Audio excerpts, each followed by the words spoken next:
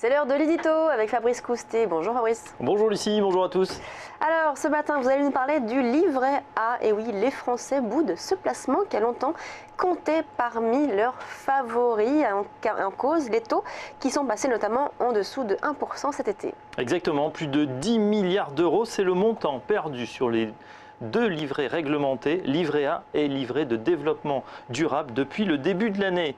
Et l'hémorragie se poursuit en octobre. Les Français ont encore retiré plus de 3 milliards d'euros de leur livret A et de leur LDD, dont 2,3 milliards pour le seul livret A.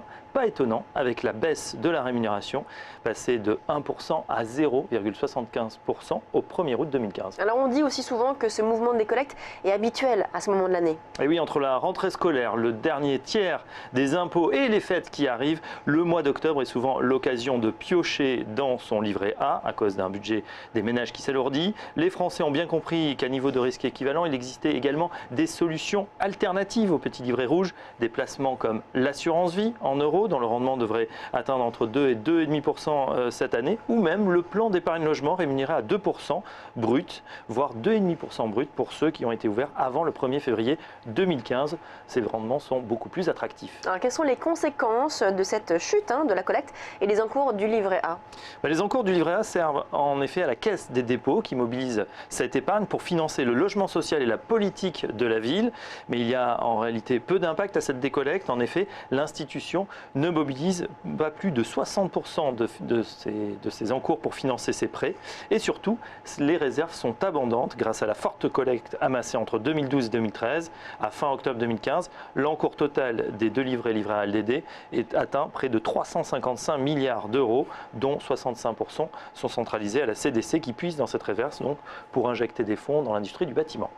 Donc au final, on garde son livret A ? Si la rémunération est jugée insuffisante, c'est vrai qu'elle est encore supérieure au niveau d'inflation et elle donne lieu surtout à une rente défiscalisée.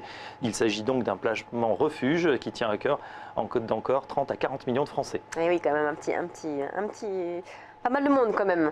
Alors c'est la fin de Direct Marché. Merci de votre fidélité. On se retrouve lundi matin 8h30 pour une nouvelle émission.